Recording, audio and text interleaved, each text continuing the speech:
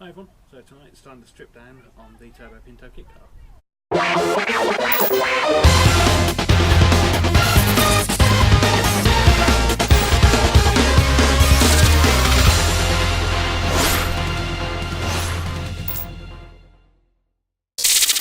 So, I've never done it this way before. So normally I record stuff, I release a video. This is going to be a bit different because I'm going to be working on the car in parts throughout the week and then releasing one weekly video. So excuse me if I'm waffling and talking a load of rubbish, but you will see some good bits, I promise. So following the tidy up at the weekend, this is how the car is sat at the moment. Got to start stripping it down and getting it ready to start on the new bodywork, but also getting ready to start on stripping down some of the other parts so that we can start some of the other modifications that are coming this winter. So there's going to be some engine work and some suspension work going on as well.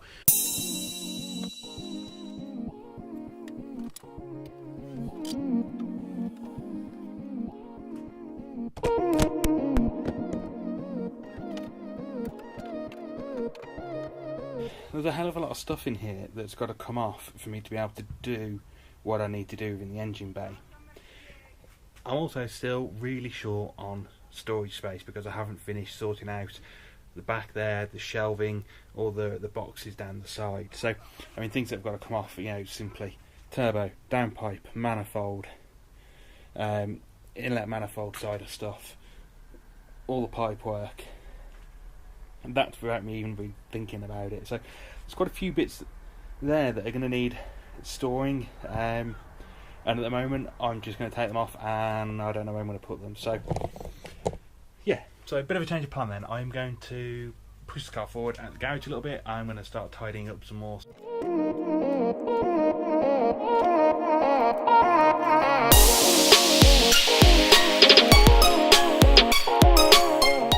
I also just have loads of boxes like this, and it's just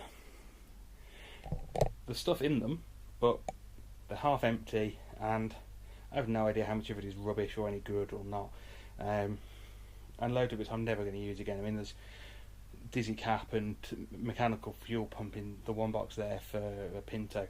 I'm EFI, I'm never going to use those. I need to sort them out, so I'm going to clear out some of this stuff. Okay, so I'm calling it quits for tonight. Got all the boxes sorted, so I've now got 3 empty crates and another box on top that I can use for storing stuff off the car while I strip it down for the winter mod. So the morning is finally here. I'm going to start stripping down the parts off the kit car. I'm going to be working today almost exclusively in the engine bay. Plan is intake off, all the booth pipe work off, exhaust manifold off, get it all stored away. Dump pipe might have to come off. I'm going to try and leave it in place because it'd just be easier if I can. Head off, inspect the bottom end, inspect what's wrong with the head. Obviously I've got the broken stud, so see how easy that's going to be to fix. Clean it up, seal off the bottom end, so it's not going to get any crap in it while the head's off, and then that sort of bit will be done.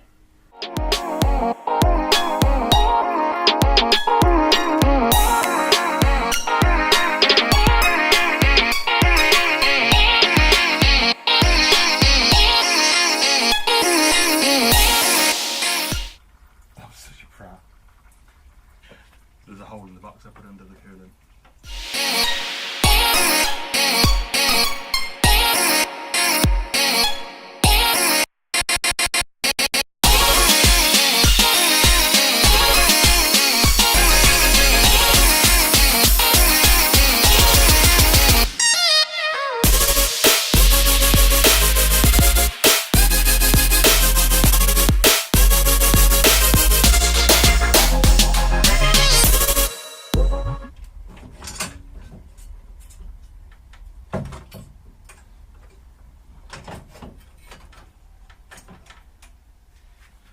One turbo off,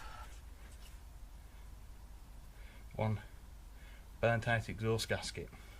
Okay, so you can see that's the turbo off. I'm pretty happy with how things are looking. There's not really any oil, which is, you know, big plus sign. A little bit of whiteness in the downpipe. Not sure on that at the moment, so yeah, your comments on that will be very much appreciated. Next job, take the inlet side off.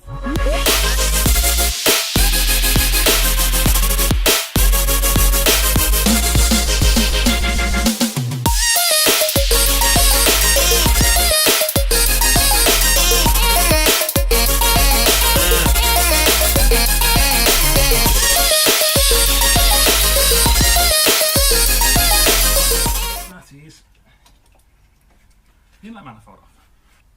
This is all looking positive. Oh, and I only forget to take off one vacuum hose, 2 plugs, a coolant line, and the accelerator cable before I try to remove it. So that's pretty good. Next thing to come off is cam belt, then head.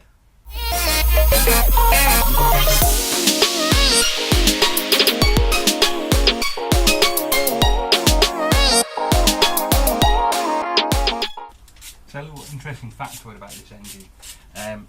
Not this year's Wales trip, the year before I put on the Mega Squirt. So it was running as a turbocharged pinto. And I hadn't really run it much. I'd run it over to Stoneleigh, and then for some reason I'd not really driven it much. I mean, it didn't run very well, so I probably just wasn't that excited about driving it. Anyway, comes around to the Wales trip, I get it ready, and drove it over to my mate Steve's, and drove fine, and drove it over to Dobby Services, where I started the last Wales video from, and drove fine. Temps were fine. I was really happy. Got stuck in traffic a little way out of Dobby, and started overheating to the point where I pulled it over, and I was having to stop every few minutes to pull over, let it cool down. Anyway, I make it to sort of Llangollen way, so from Birmingham to Llangollen by the A5. That's quite some distance, and it's overheated again. I touched my rad cap to see how hot it is. Stone cold. Turned out I'd actually ran it from Birmingham to Llangollen with no water in it, and it survived. Pintos. People say they're rubbish. Try doing that with a Z-Tech.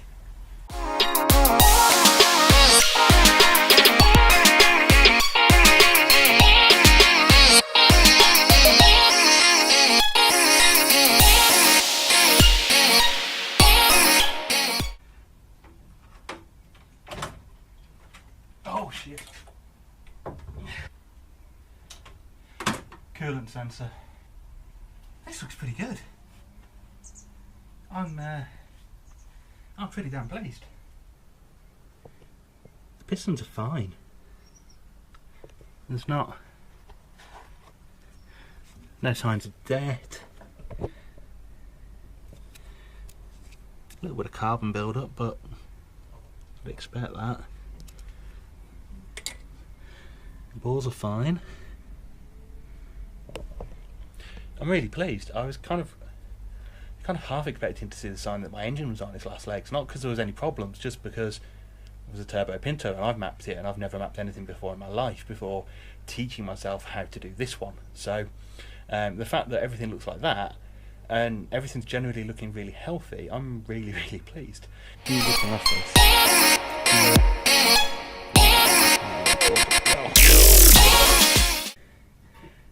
This is the head.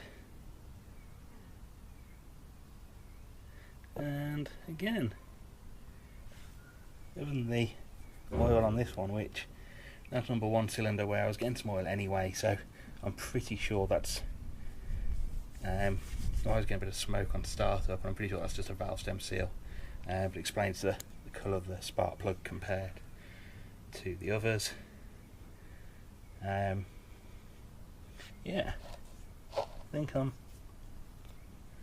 pretty happy with all of that. And then, as it turns out, we thought there was a stud broken off in there. Well, if there was, it's worked its way loose.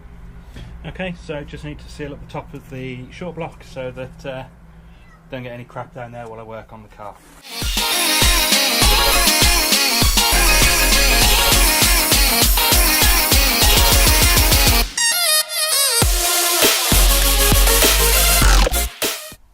On to the next job, which is going to be taking the front suspension off. So I've got one of the shocks and springs off.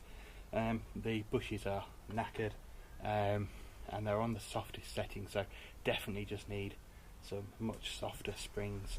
So I'm going to strip this down. I need to get hold of a C-spanner to get the spring off. So both coilovers are off. Lola is looking over them, make sure they're okay.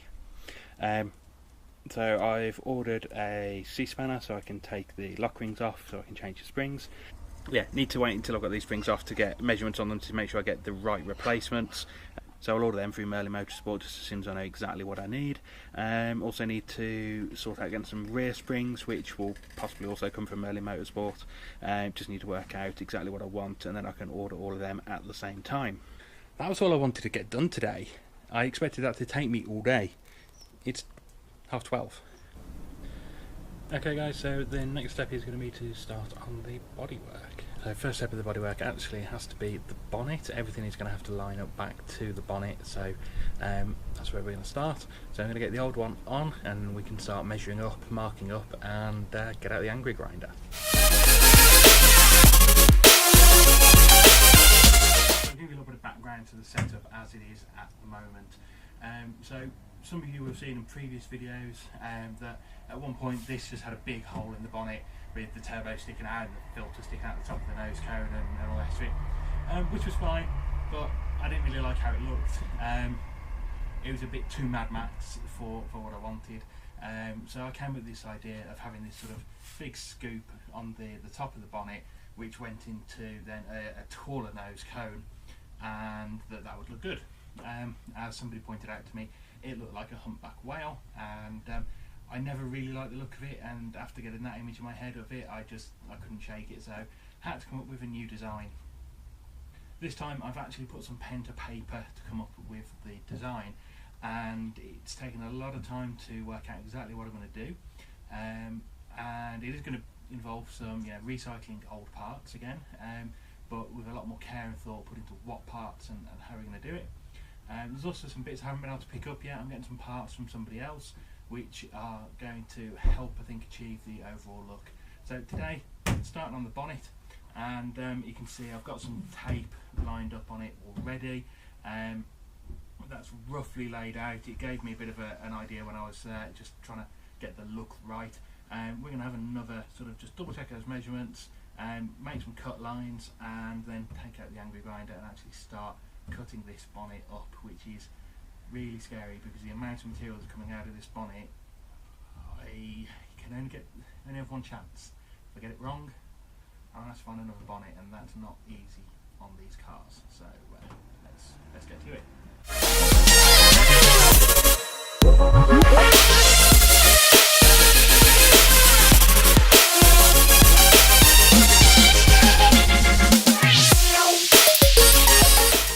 Couldn't find the spanner for changing the grinder discs because I put it away somewhere sensible.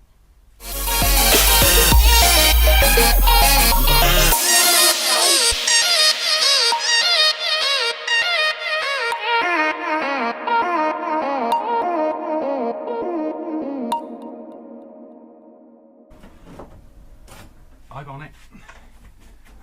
Right, so next thing to do is to make a flange along those two edges by just putting another small slit in and folding it over. To make the flange, I'm going to make a tool, like a long bolt. I'm going to put a slit the height of the flange, well, the width of the flange, it's the height at the moment, and then that just pops over and allows you to, over a number of passes, bend the flange. So we've got my bolt, and I want to cut down to here, just one single groove.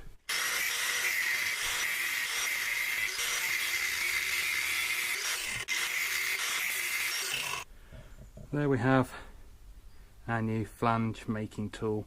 That's not the straightest cut in the world, but it shouldn't really matter as long as it's the right height.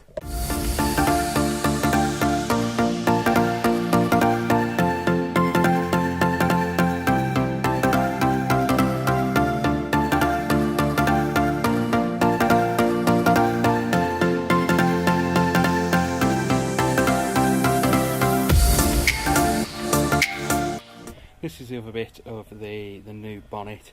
It's got this old bit of foam stuff on here which I need to scrape off before I can fit it properly to the remnants of the old bonnet. But then I'm just going to put a couple of rivets in for now, just to kind of get it into roughly the right shape, and then go from there. Okay, so I've got most of that cleaned off, enough for me to start lining pieces up.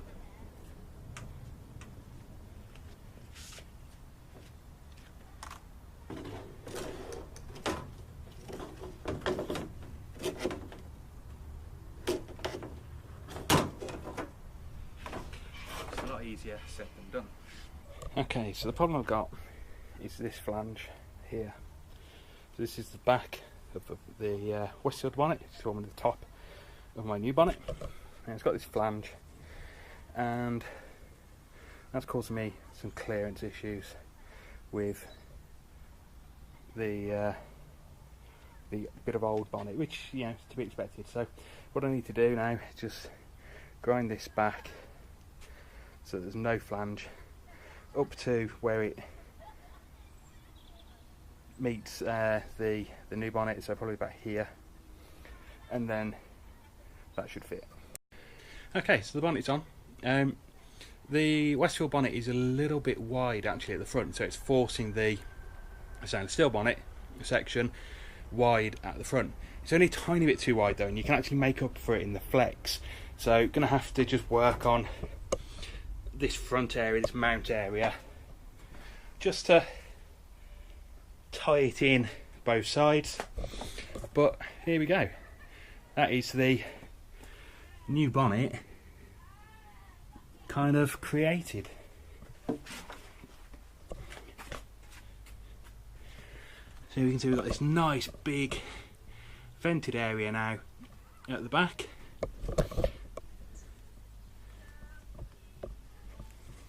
which is going to help with the under bonnet temps. I'm quite pleased with this. Okay guys, that's it for this week. So I got more done than I expected. I didn't expect to actually start on the bonnet until next weekend, so I'm really pleased that I managed to get that to this stage, this far. So you've seen the start of the bodywork now anyway. The next step is going to be where it gets really interesting. The next step is going to involve creating new custom parts out of fiberglass. So to start with, we're going to be making a buck. So we're going to be making a part that we can take a mould from. Then we'll, once we've made that, take the mould, and then from that mould we'll make the part that we're actually going to use. So that's going to be for the nose cone area of the car. Again, there may have been some clues hiding around in the rest of the video to give you an idea of what we're going for. Go back and have a look if you didn't spot them. If you did, don't say anything, don't put it in the comments, let people work it out for themselves. But next time we're going to be mocking up some of the parts and getting ready to start actually making our buck. As always, thanks for watching. Please give the video a thumbs up if you enjoyed it. Subscribe to the channel to keep up to date with all the new videos that will be coming out. And remember, you can like our page on Facebook as well for behind the scenes updates on this project throughout the build.